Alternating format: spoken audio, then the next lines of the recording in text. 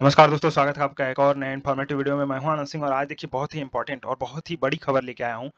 देखिए देश को आज़ाद हुए करीब 75 साल से ज़्यादा हो गए हैं। फिर भी आज के समय में अगर हम सोशल जस्टिस की बात करें या फिर समानता की बात करें, फिलहाल देश में नहीं हो पाया है। लेकिन अगर हम बात करें पॉलिटिशियन की, तो पॉलिटिशियन का तो समझ में आता है, लेकिन ज्यूडिशरी जहाँ पे हम कहते हैं कि दुनिया के या फिर भारत के सबसे होशियार लोग बैठे होते हैं, वहाँ पर अभी तक एक चीज़ लागू नहीं हुई थी, वो था आरक्षण। सोचिए, इतना बड़ा सिस्टम है ये जुडिशरी का, जहाँ पे आरक्षण अभी तक लागू नहीं हो पाया था, और वो भी किन चीज़ों में? एक्चुअली ये जो आरक्षण है वो सुप्रीम कोर्ट के ऐसे पदों के लिए है जो खासकर क्लर्क लेवल के पोस्ट होते हैं। तो अभी भी बहुत सारे ऐसे पोस्ट यहाँ पर थे जहाँ पे आरक्षण आज तक लागू ही नहीं किया गया। लेकिन अभी फिलहाल सुप्रीम कोर्ट ने 4 जुलाई 2025 को एक नया सर्कुलर जारी किया। इसमें कहा कि कर्मचारियों की जो भर्ती होती है, अब इसमें एससी, एसटी, ओबीसी और इसके अलावा जो शारीरिक रूप से अक्षम होते हैं, यानी कि जो दिव्यांग लोग होते हैं, और इनके अलावा जो पूर्व सैनिक होते हैं और जो स्वतंत्रता सेनानियों के आश्रित लोग हैं, उनको भी आरक्षण दिया जाएगा। और ये कैसे किया गया? ये किया गया मुख्य न्यायाधीश जो अभी हमारे हैं सीजेआई, जिनका नाम है बी आर गवई, इन्होंने अपने संविधान के माध्यम से ऐसा लागू किया। और ये था अनुच्छेद 146(2). इसके नियमों के तहत जो सीजेआई होता है उसके पास ये अधिकार है कि वो इस प्रकार की चीजें कर सकता है, यानी कि जो सुप्रीम कोर्ट के अंतर्गत ये जो वैकेंसी है यहाँ पर वो आरक्षण लागू कर सकता है। और ये सब इसलिए कि समाज में समावेशिता है, यानी कि समाज में जो सामाजिक न्याय है वो बेहतर हो सके। क्योंकि देखिए सुप्रीम कोर्ट को तो माना जाता है कि जो गवर्नमेंट रूल बनाएगी, जो पॉलिटिशियंस हमारे रूल बनाएंगे, उन सभी को वो मॉनिटर करेगी, उन सबको देखेगी कि क्या वो नियम कानून सही बनाए गए हैं या नहीं। लेकिन अगर आप सोचिए जुडिशरी जो हमारी है वही इतना पीछे अगर रह जाए इन सब चीजों में, यानी कि जो सोशल जस्टिस है उसमें ही अगर पीछे रह जाए, तो एक बहुत बड़ा नुकसान कह सकते हैं हम।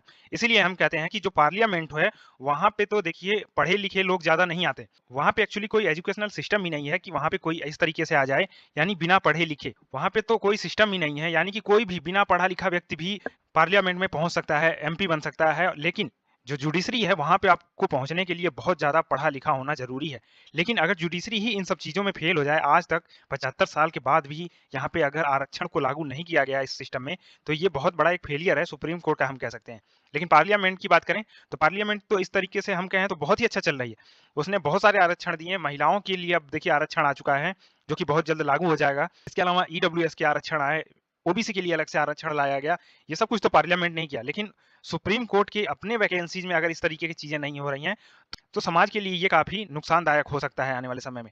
तो अभी फिलहाल ये जो क्लर्क के पोस्ट हैं इन सभी के लिए उसने अनुच्छेद 146 का जो दूसरा भाग है उसके माध्यम से अपनी शक्तियां प्राप्त की। और यहाँ पे देखिए आपको साफ साफ लिख जाएगा, जो मुख्य न्यायमूर्ति होगा या फिर भारत के जो मुख्य न्यायमूर्ति होंगे वो क्या करेंगे, प्राधिकृत करेंगे न्यायालय को कि किसी अन्य न्यायाधीश या अधिकारी द्वारा बनाए गए नियम किस तरीके से यहाँ पे लागू होंगे। और यहाँ पे वेतन भत्ते, छुट्टी और पेंशन से संबंधित चीजें उल्लेख की गई हैं। सामने आपको दिख रहे होंगे हमारे जो इस समय सीजेआई हैं, भारत के सीजेआई कह सकते हैं उनको।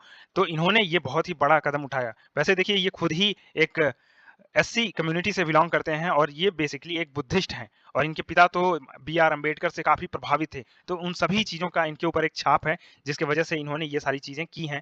जो सोशल जस्टिस है उसको लागू करने का प्रयास किया है फिलहाल सुप्रीम कोर्ट के अंदर।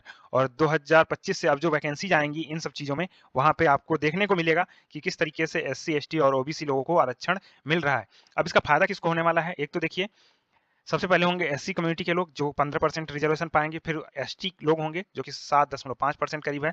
पिछड़ा वर्ग भी आएगा 27% के आरक्षण के साथ। इसके अलावा जो शारीरिक रूप से अक्षम लोग हैं वो हैं भूतपूर्व सैनिक हैं। इसके अलावा स्वतंत्रता सेनानियों के जो आश्रित हैं, इन लोगों को इसमें फायदा मिलने वाला है। कौन कौन से पोस्ट होंगे देख लिया जाए।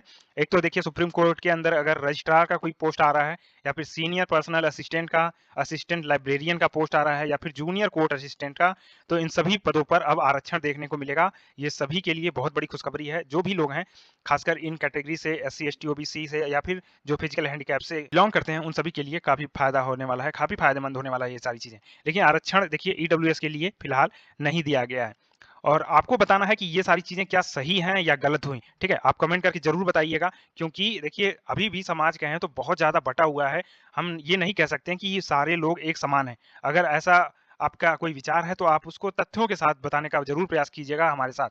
इसके अलावा अब ये जो संवैधानिक नियम है, किस तरीके से अच्छे तरीके से हर डिपार्टमेंट में, ना केवल जुडिशरी में बल्कि जो बाकी डिपार्टमेंट हैं वहाँ पे भी सही तरीके से लागू हों, जिससे नियुक्तियाँ जो हैं या फिर पदोन्नतियाँ जो हैं वो सही तरीके से हो सकें, ये काफ़ी महत्वपूर्ण हो जाता है। तो अभी आपको बताना है कि क्या ये सिस्टम सही है जुडिशरी के लिए या फिर देश के लिए या नहीं। सो अभी के लिए इतना ही दोस्तों, थैंक यू सो मच।